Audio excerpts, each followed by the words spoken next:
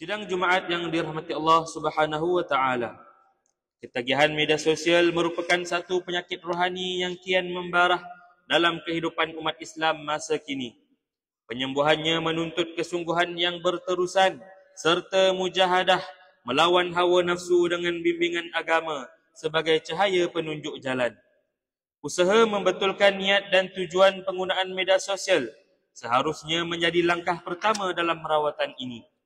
Media sosial sepatutnya dimanfaatkan sebagai alat dakwah, amar ma'ruf dan nahi mungkar, bukannya untuk hiburan yang melalaikan. Setiap detik yang dihabiskan dalam dunia maya hendaklah ditimbang dengan neraca iman dan akal yang sihat agar tidak tergelincir daripada jalan yang diredai oleh Allah Subhanahu wa taala. Had masa penggunaan gadget juga perlu ditentukan supaya tidak terperangkap dalam penyalahgunaan masa.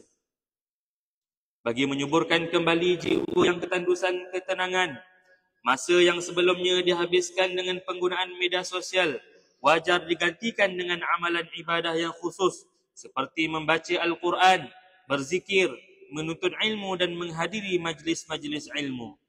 Penetapan hari-hari tertentu sebagai hari bebas media sosial dapat memberikan ruang kepada minda dan hati untuk berehat daripada limpahan maklumat yang tidak berkesudahan.